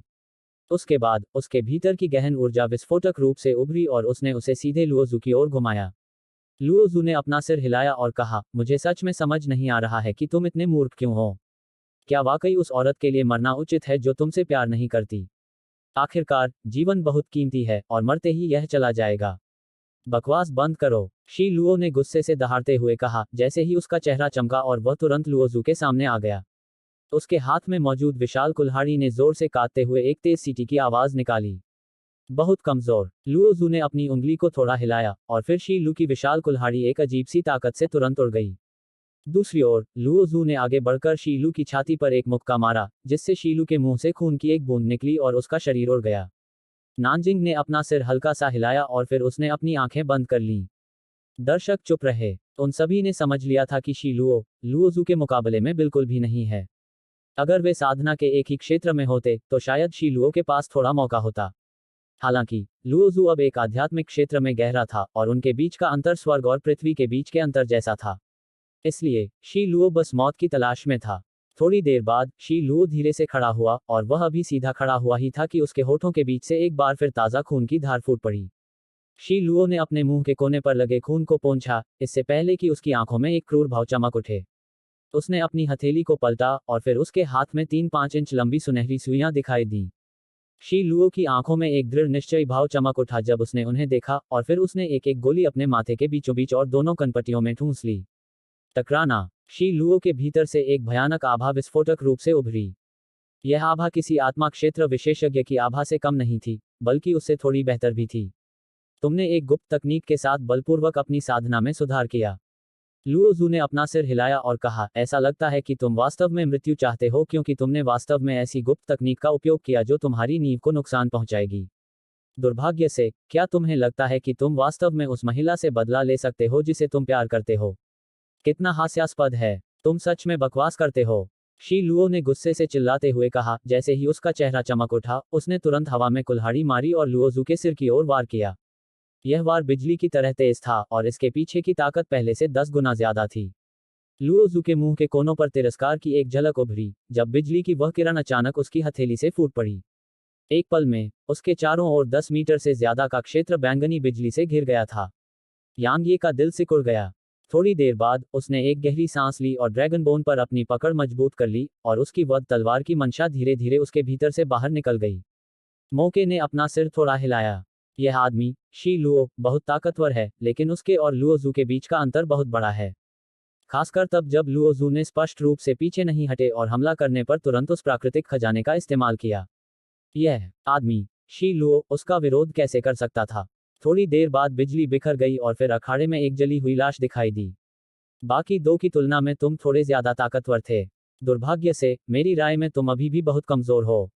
लुओजू ने धीरे से अपना सिर हिलाया और फिर उसने अपना दाहिना हाथ हिलाया और आसपास की बिजली तुरंत बिखर गई। यांग ये की आभा उस लाश को देखकर शांत हो गई। वह धीरे धीरे अखाड़े में चला गया और उस पहचान में न आने वाली लाश को देखता रहा, और फिर उसने एक गहरी सांस ली जैसे कि वह कुछ दबा रहा हो। वह नीचे झुका और धीमी आवाज में बोला, चिंता मत करो, मैं तुम्हें उस महिला के साथ दफना दूंगा जिससे तुम प्यार करते हो। जैसे ही उसने बोलना समाप्त किया, यांग ये ने अपना दाहिना हाथ लहराया और शीलू की लाश को अखाड़े से बाहर भेज दिया। उसके बाद, उसने कहा, भले ही हम एक दूसरे को थोड़े समय के लिए ही जानते थे, लेकिन अंत में हमने एक साथ लड़ाई की और हमें दोस्त माना जा सकता है। चूंकि हमें दोस्त माना जा सकता है, तो स्वाभाविक रूप से मुझे तुम्हारा बदला लेना होगा। बस देखो और देखो कि मैं तुम्हारा बदला कैसे लेता हूँ। जैसे ही उसने बोलना समाप्त किया, यांग ये के भीतर से वध तलवार की मंशा बाहर निकली और फिर एक महीन लौ की लपट ने तुरंत ड्रैगनबोन को ढक लिया। उसने ड्रैगनबोन को लुओजू की ओर इशारा किया, जबकि उसकी तलवार की नोक पर प्रकाश की एक लपट लगातार टिमटिमा रही थी। यांग ये ने अपनी सांसें बर्बाद नहीं की।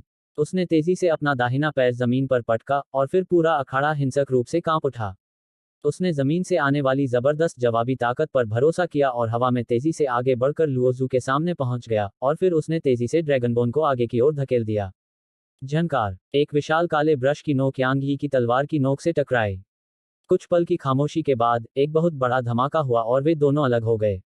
इस समय लुओजू के दाहिने हाथ में एक काला और विशाल ब्रश था, जबकि बैंगनी बिजली उसके बाएं हाथ में थी।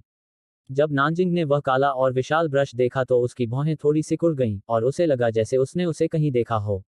यांग ये उन लोगों में से नहीं था जो अपनी सांसें बर्बाद करना पसंद करते थे। हालांकि वह उस ब्रश के बारे में जानने के लिए उत्सुक था, लेकिन वह इतना मूर्ख नहीं था कि वास्तव में इसके बारे में पूछे। उसकी हथेली के एक झटके से एक सुनहरी तलवार की छाती दिखाई दी, और फिर उसने अपने दिल में एक आदेश जारी किया, जिससे 200 तलवारें हवा में उछलीं। ये तलवारें तलवारों का एक समूह नहीं बनाती थीं, और वे एक साथ मिलकर एक असाधारण रूप से विशाल तलवार बनाती थीं। उसकी उंगली के एक झटके से नीदर घोस्ट फ्लेम विस्फोटक रूप से बाहर निकली और विशाल तलवार की नोक पर प्रकट हुई। टकराना। ऐसा लग रहा था मानो पूरी विशाल तलवार में आग लगी हो, और वह एक विशाल ज्वलंत तलवार बन गई। जाओ, यांग ये चिल्लाया। विशाल तलवार ने पीछे आग की लपटें छोड़ी और लुओजू की ओर विस्फोटक तरीके से गोली चलाई। उसी समय यांगे ने ड्रैगनबोन को अपनी मुट्ठी में पकड़ लिया और अपने दाहिने पैर से जमीन पर रौंद दिया, और वह जलती हुई तलवार के पीछे पीछे चल रहा था और लुओजू पर विस्फोटक तरीके से गोली चला रहा था। लुओजू की आंखों में एक हल्की सी गंभीर अभिव्यक्ति थी, और उसने धीरे धीरे अपने बाएं हाथ में बैंगनी बिजली पर अपनी पकड़ मजबूत कर ली। अगले ही पल उसने अचानक उसे कसकर पकड़ लिया। टकराना। एक विस्फोट हुआ और बिजली के अनगिनत बोल्ट लुओजू के चारों ओर अचानक प्रकट हुए। उसके बाद लुओजू ने अचानक यांग यी और विशाल तलवार की ओर अपनी हथेली थपथपाई। एक क्षण में ऐसा लगा जैसे बिजली के अनगिनत बोल्ट तीखे बाणों की तरह विस्फोटक ढंग से निकल पड़े हों। इसके अलावा वे अपने साथ एक चौंकाने वाली प्रेरणा लेकर आए थे। हिडन ड्रैगन एरिना के दृश्य को देखकर दर्शक दंग रह गए। इस टकराव में कौन सा प्राकृतिक खजाना सर्वोच्च होगा? तलवार सम्राट यांग ये और इस रहस्यमय विशेषज्ञ लुओजू के बीच लड़ाई का अंतिम विजेता कौन होगा? अध्याय 391 मृत्यु ऊर्जा। टकराना। एक बहुत बड़ा और दुनिया को हिला देने वाला धमाका हुआ, जबकि पूरा हिडन ड्रैगन एरिना हिंसक रूप से कांप उठा। आग और बिजली की अनगिनत लपटें अचानक आसपास की ओर बहने लगीं। कुछ ही समय में वे एरिना की सीमाओं तक फैल गईं और प्रकाश की बाधा से जोर से टकराईं। टकराना। अखाड़े को घेरने वाली प्रकाश की बाधा पर तुरंत ही घनी दरारें दिखाई देने लगीं, और फिर आसपास के सभी लोगों की चकित निगाहों के सामने पूरा प्रकाश अवरोध टुकड़ों में फट गया। आग की लपटें और बिजली आसपास की ओर फैलती रहीं, जिससे दर्शक आश्चर्यचकित हो गए। ठीक इसी समय कियान हुआन और फैंग शियू यहां प्रकट हुए, और उन्होंने हल्के से अपना दाहिना हाथ हिलाया, इससे पहले कि लपटें और बिजली तुरंत गायब हो गईं। अब तुम्हें पछतावा हो रहा है न? कियान हुआन ने अचानक कहा। भले ही उसकी प्राकृतिक प्रतिभा उस छोटी लड़की जितनी राक्षसी न हो, लेकिन वह पूरे महाद्वीप में सबसे ऊपर है। अब तुमने उसकी वास्तविक युद्ध शक्ति भी देख ली है। तो क्या अब तुम्हें अपने निर्णय पर पछतावा है? फैंग शियू की पलकें फड़क उठीं, और फिर उसने ठंडी आवाज में कहा, तो क्या हुआ? उसकी ताकत और प्राकृतिक प्रतिभा वास्तव में खराब नहीं है, लेकिन लुओजू और उस छोटी लड़की की तुलना में वे बहुत कमतर हैं। अगर वह लुओजू को हराने में सक्षम है तो मैं उसे अपने क्लियर रिवर सेक्ट में शामिल होने का मौका दे सकता हूं। कियान हुआन ने अपना सिर हिलाया। क्लियर रिवर सेक्ट के सेक्ट मास्टर ने वास्तव में इस तरह के अभिमानी और अहंकारी व्यक्ति को यहां भेजा है। क्या यह बूढ़ा व्यक्ति यह नहीं देख सकता कि इस बच्चे को 9वें रैंक के संप्रदायों की परवाह नहीं है? दरअसल कियान हुआन को भी अपने दिल में थोड़ा अफसोस हुआ, क्योंकि उसने देखा कि यांग ये वाकई एक अच्छा अंकुर था। भले ही यांग ये की ताकत लुओजू और एन नानजिंग से कमतर हो, लेकिन यांग ये की क्षमता बहुत बड़ी थी। आखिरकार यांग ये दक्षिणी क्षेत्र जैसी जगह से था जहां साधना तकनीक और युद्ध तकनीक तुलनात्मक रूप से कमतर थी। यदि उसे किसी बड़े संप्रदाय द्वारा प्रोत्साहन और मार्गदर्शन प्राप्त होता, तो भले ही वह तलवार संप्रदाय के संस्थापक पूर्वज की तरह असाधारण विशेषज्ञ न बन पाता, लेकिन वह इतिहास में अपना नाम छोड़ने वाला तलवार साधक अवश्य बन पाता। हालांकि यांग यी का जीवनकाल बहुत छोटा था, और उनके जैसे बूढ़े लोग भी ऐसे खजाने को प्राप्त करने के लिए पागल हो गए थे जो उनके जीवनकाल को बढ़ा सकते थे। कियान हुआन ने हल्की सी आह भरी और फिर अपनी नजर अखाड़े की ओर घुमाई। अखाड़े में अव्यवस्था थी। अखाड़े के ऊपर आसमान में आग की लपटें और बैंगनी बिजली की एक किरण आपस में भिड़ रही थीं। दूसरी ओर यांग ये और लुओजू उस स्थान पर नहीं थे जहां वे टक्कर से पहले खड़े थे, और वे अखाड़े के किनारे जमीन पर थे। अपने अत्यंत दुर्जय भौतिक शरीर और अत्यंत भयानक शक्तियों के बावजूद, उनके लिए नेदर घोस्ट फ्लेम और वॉयलेट क्लाउड लाइटनिंग की भयानक शक्ति को पूरी तरह से नजरअंदाज करना असंभव था। लगभग 15 मिनट बीतने के बाद दोनों ने एक साथ चलना शुरू किया और फिर धीरे धीरे अपने पैरों पर खड़े हो गए। उनके भौतिक शरीर अत्यंत डरावने थे, इसलिए जब नेदर घोस्ट फ्लेम और वायलेट क्लाउड लाइटनिंग के बीच टकराव से उत्पन्न झटके ने उन्हें मारा, तो उसने केवल उन्हें मारा था, लेकिन उन्हें कोई भौतिक क्षति नहीं पहुंचाई थी।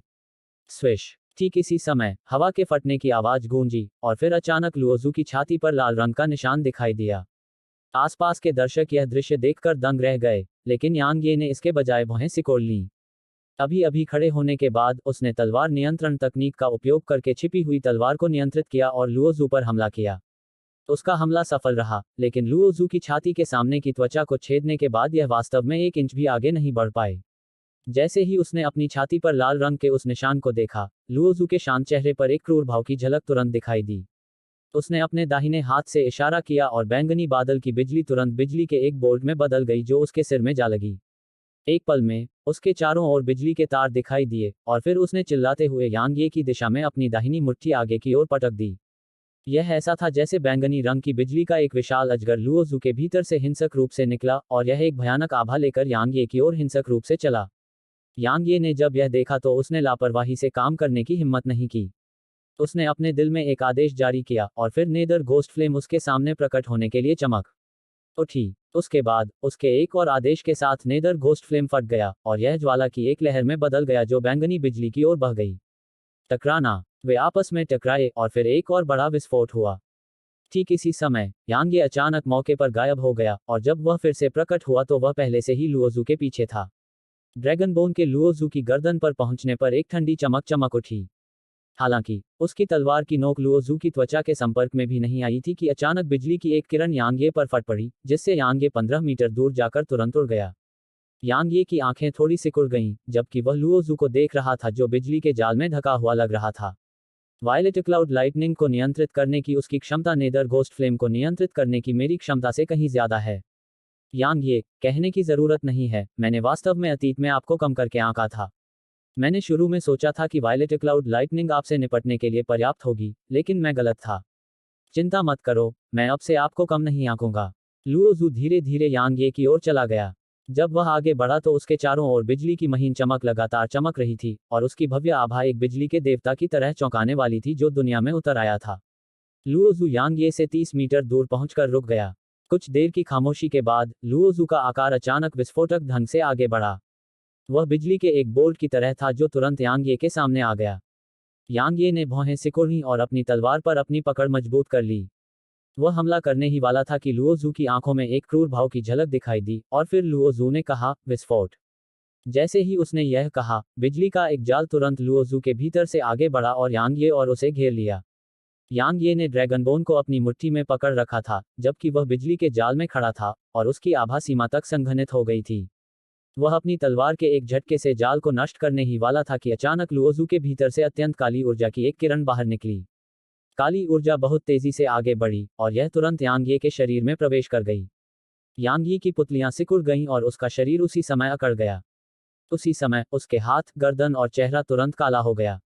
इसके अलावा जहां भी काली ऊर्जा उसके शरीर के भीतर से गुजरी, वह भी तुरंत काला हो गया। बिजली का जाल बिखर गया और दर्शक उसके अंदर का दृश्य देखकर दंग रह गए। यांग ये की मौत ऐसे ही हो गई। जब एन नानजिंग ने यांग ये की हालत देखी तो उसकी भौहें थोड़ी सिकुड़ गईं। उसने कुछ देर सोचने के बाद कहा, मृत्यु ऊर्जा, मैंने कभी उम्मीद नहीं की थी कि यह पूरी तरह से अमानवीय चीज दुनिया में एक बार फिर दिखाई देगी।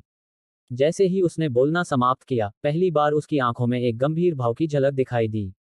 मृत्यु ऊर्जा। मृत्यु ऊर्जा क्या थी? जब कोई व्यक्ति मर जाता है तो उसके शरीर के भीतर की जीवन शक्ति मृत्यु ऊर्जा में बदल जाती है। यह मृत्यु ऊर्जा दुनिया में फैलने से पहले कुछ समय तक शरीर में ही रहती है। यह बहुत भयानक था क्योंकि यह सीधे किसी व्यक्ति की जीवन शक्ति को खत्म कर सकता था। इसके अलावा गहन ऊर्जा और तकनीकें इसके खिलाफ बेकार थीं, क्योंकि सख्ती से कहा जाए तो यह ऊर्जा का कोई रूप नहीं था। मृत्यु ऊर्जा पर नियंत्रण पाना अत्यंत कठिन था, क्योंकि थोड़ी सी भी गलती होने पर व्यक्ति को प्रतिकूल प्रतिक्रिया का सामना करना पड़ता था और प्रतिकूल प्रतिक्रिया मृत्यु का प्रतिनिधित्व करती थी। क्योंकि अब तक महाद्वीप पर ऐसी एक भी चीज नहीं थी जो मृत्यु ऊर्जा का विरोध कर सके। एन नानजिंग ने अपना सिर थोड़ा हिलाया और यांग ये की काली आंखों को देखा। एक बार जब मृत्यु ऊर्जा शरीर में प्रवेश कर गई तो एक संत क्षेत्र विशेषज्ञ भी यांग ये को नहीं बचा सका। क्या अफसोस है, एक और व्यक्ति जो मुझे सुखद आश्चर्य दे सकता था, चला गया।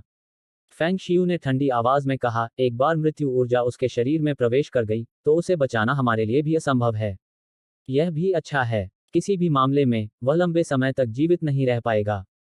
चून की मृत्यु जल्द या बाद में आनी ही है, इसलिए इसे मुक्ति का एक रूप माना जा सकता है। कियान हुआन ने यह सुनकर भौहें सिकोड़ लीं। यह आदमी वाकई बहुत तुच्छ है, लेकिन उसने सच कहा, मेरे लिए भी यांग ये को बचाना असंभव है। यहाँ तक वे भी मृत्यु ऊर्जा से बहुत डरते थे क्योंकि कोई भी इसका विरोध नहीं कर सकता था। यहाँ तक एक प्राकृतिक खजाना भी इसका विरोध नहीं कर सकता था। लेकिन लुओ जू ने इस मृत्यु ऊर्जा को कैसे विकसित किया? एक पल के गहन विचार के बाद कियान हुआन की नज़र लुओ जू के हाथ में मौजूद विशाल ब्रश पर पड़ी और फिर एहसास ने तुरंत उसके चेहरे को ढक लिया। अगर मैं गलत नहीं हूं तो शायद यह न्याय की पुस्तक और ब्रश है, क्योंकि केवल ये दो खजाने ही उस व्यक्ति से मृत्यु ऊर्जा को बाहर निकालने में सक्षम हैं जो अभी अभी मरा है।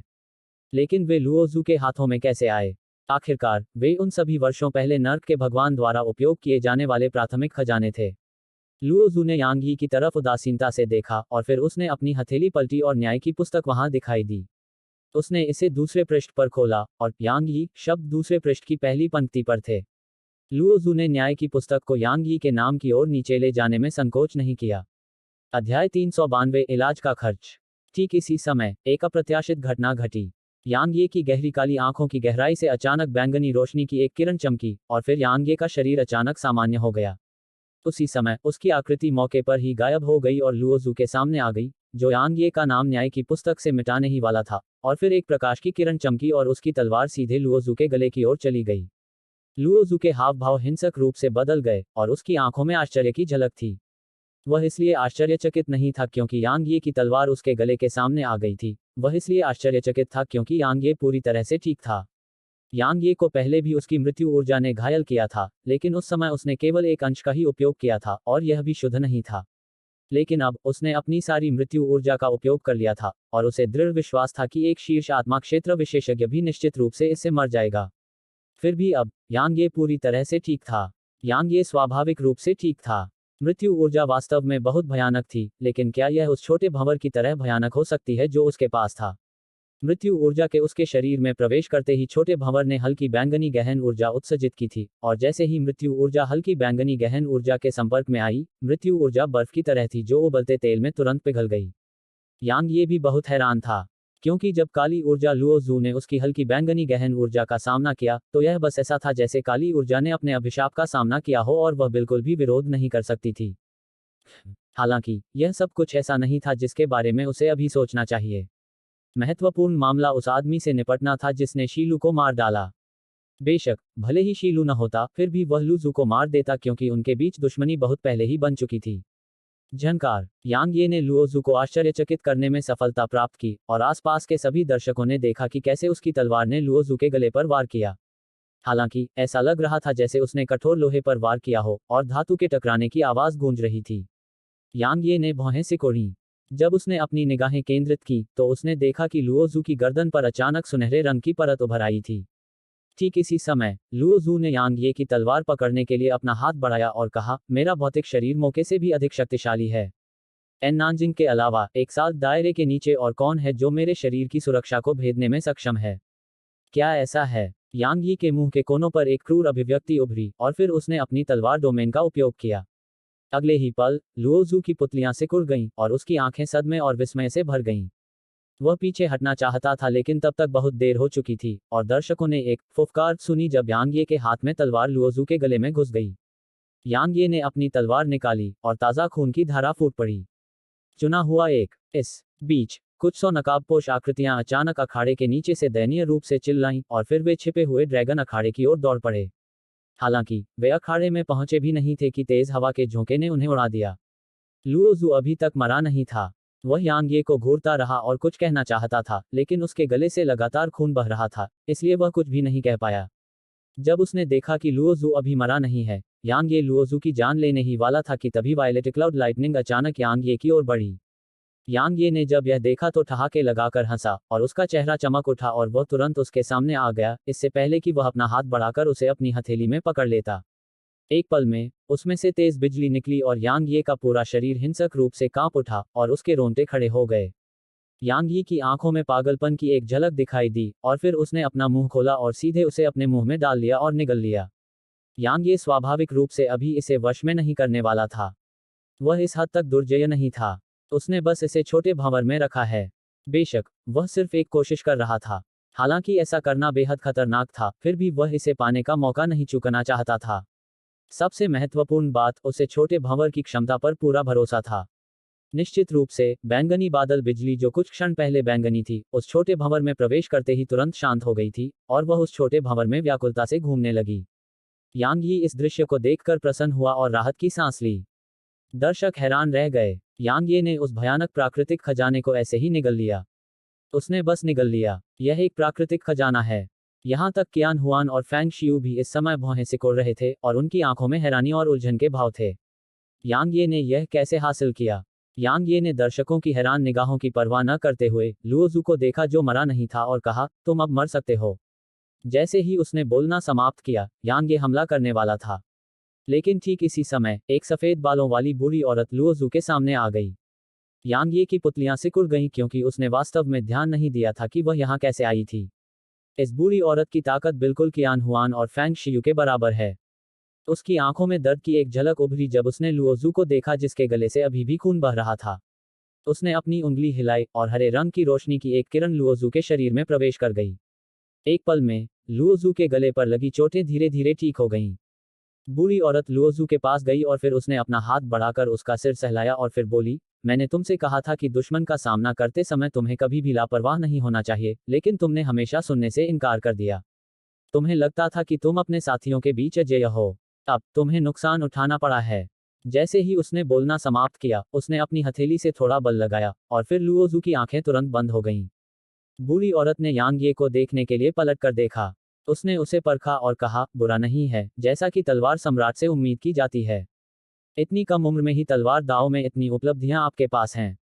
आप बिल्कुल उन सभी सालों पहले तलवार संप्रदाय के संस्थापक पूर्वज की तरह हैं। तो सीनियर जूनियर का बदला लेने आया है। यांग ये ठंडी हंसी हंसा और चुप रहा। हालांकि उसके मुंह के कोनों पर उपहास बिल्कुल भी छिपा नहीं था।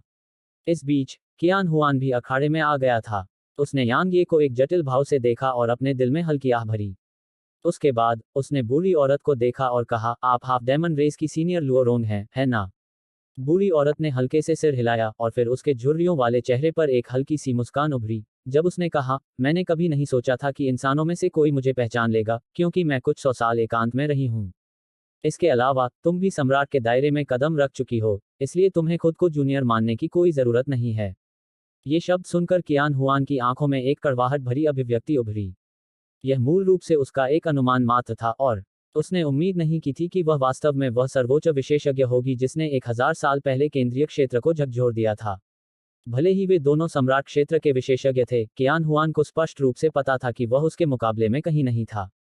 यह कहा जाना चाहिए कि पूरे महाद्वीप में मुट्ठी भर से ज्यादा ऐसे लोग नहीं थे जो उसे मजबूती से दबा सकें।